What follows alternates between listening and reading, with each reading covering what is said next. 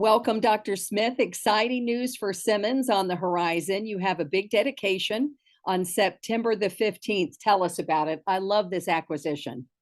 Yes, Simmons College of Kentucky, and I'm so glad that you have reached out to us, has acquired the original Central Colored School, which is located on the corner of 6th and Kentucky Streets.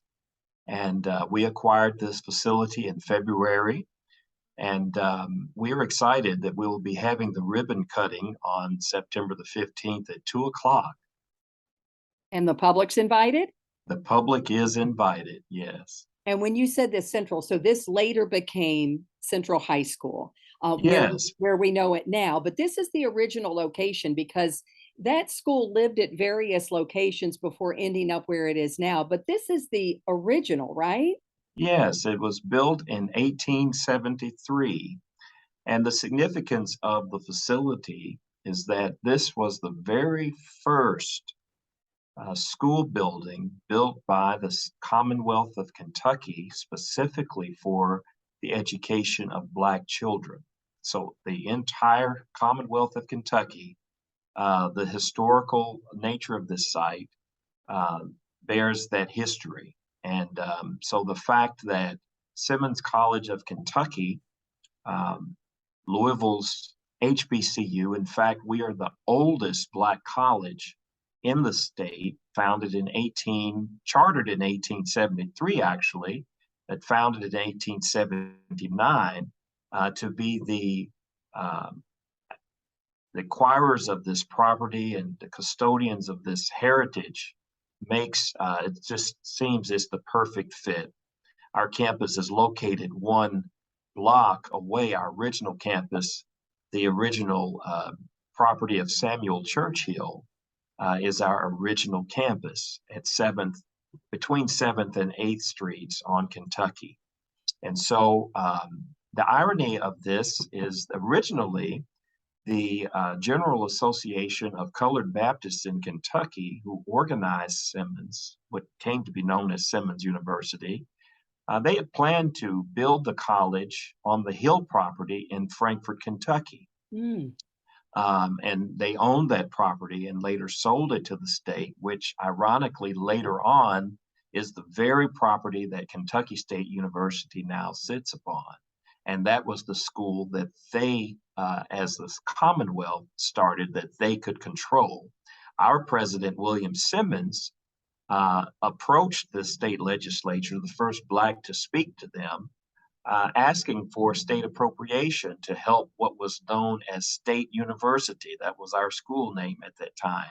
He was the president. And they decided to rather organize and develop what we now know as Kentucky State University. So our school is now, after his death, been named after him, Simmons University. But we were one block away from this great school, and we are excited. And there are just so many history components to this that makes it a very significant spot. And we want this to be a place of tourism where people will come and visit these historic sites.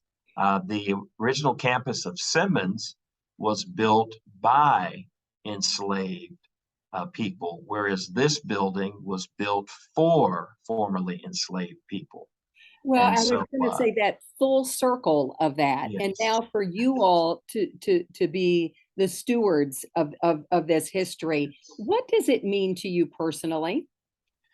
for me personally, we often, Rachel, we go through the city and we just go by places and we don't really understand or know the story behind them. And so, for me personally, especially day after day, walking in among these facilities of ours, especially this facility at Sixth in Kentucky, my heart, my imagination from day to day just, you know, burgeons when I think about the various footsteps that have been in these buildings.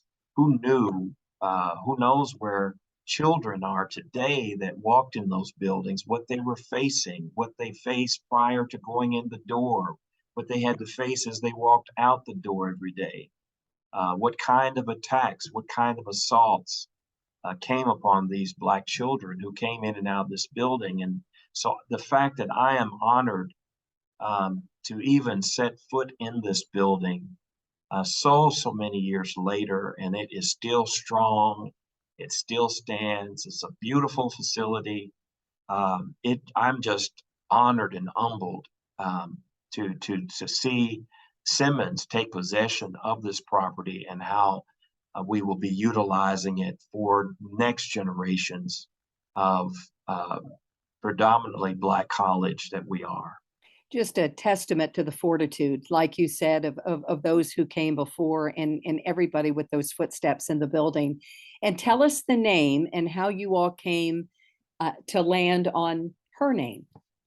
Well, many people do not know that Simmons, as a prominent pastor, educator, influenced Blacks around the country.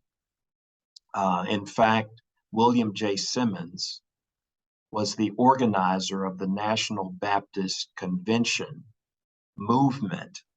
And so this very building will house headquarters of the National Baptist Convention of America International, who has adopted Simmons as its official school and has left Dallas, Texas to come to Louisville to plant headquarters mailbox with Simmons right here in Louisville. This is a 3.5 million member convention. So their headquarters, the chief operating officer, other officials will have access to this facility as their headquarters. But the rest of the facility will house various departments of the school. And when I think about one of those departments being our marketing department, we think about the work that Ida B. Wells did in journalism.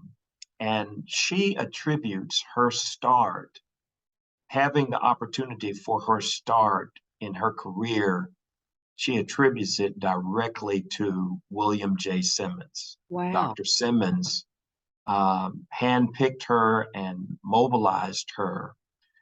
He believed in empowering women. And this is one example. He also founded the Baptist Women's Education Convention, which built our 1908 building, known now as Parish Hall. So Dr. Simmons helped to promote the gifts and the talents of many women in his era. And Ida B. Wells was one, and she has a statement, a quote in one of her writings that she attributes her start to Dr. Simmons. So we believe strongly, in testament to Dr. Simmons, that this facility should be named after her because of her legacy and that she had a role in what this institution became. And her reporting and the truth about lynchings, and her courage in reporting Yes, all of that as well with her legacy. When I saw yes, that, I have to tell you, I was cheering when I saw what you all were going to name it. So I absolutely love that. I yes, also wanted to mention, I was going through, Central and to look at the graduates of that. I know Dr. Cosby's parents, I believe, were graduates of Central High School. Muhammad Ali, Elmer Lucille, Jimmy Ellis, Sam Gilliam, Lyman T. John. I mean, the list goes on and on. Like you talked about the legacy of Central. Would you care to comment on that at all? Well, the legacy of Central is predominantly Black because of its genesis, and that continued really for so many years when many children were not able to attend another school. That was the school. So Central High School, as we know it today, has a fond memory of so many Blacks who originate from Louisville. Many are all over the country, but the fact that Central School, Central High School, even my own mother would tell me stories about her days at Central High School, and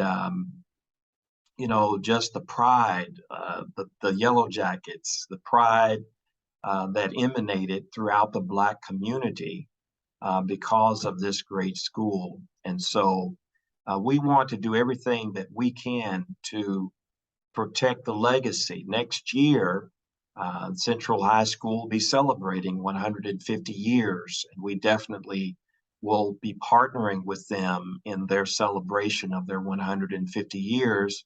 Um, Most likely, a lot of it, including this very facility. So we'll look forward to another celebration with that, and many other memories to come. Absolutely. We just wanted to say thank you and let the public know that they're invited to this dedication and what a historical moment it will be. And good to see you and talk to you as always and sharing the history. Well, thank you for reaching out, Rachel, and taking an interest in this. And we do want the community to know at large about this day. And again, that is September the 15th. That's next Thursday at 2 p.m., September the 15th at 2 p.m. We will begin the ceremonies. And this will also be the culmination day of this year's annual session of the National Baptist Convention of America, which will be held here in Louisville that week. And so many of the delegates of that convention will also be in town. And we're asking all of Louisville to welcome them because this is comparable to the Presbyterian Church USA having headquarters there on Witherspoon Mhm. here in our own city. And when they came, they were a 2.8 million member convention then. And this is the National Baptist Convention of America International, who has chosen Louisville to be its headquarters site. And we all in Louisville need to be welcoming and proud of this convention. In fact, they have already purchased a 57-acre campus, a retreat site in South Louisville. It's bought and paid for. So they want to really be included and a part of Louisville. And I'm hopeful that more so after this ribbon cutting, that Louisville would be welcoming of this national and international Baptist convention headquartered right here with Simmons College of Kentucky here in Louisville. Well, thank you for sharing that good news. And thank you so much. And I'll see you there. Thank you, Rachel. We'll look forward to seeing you. Take care. You too.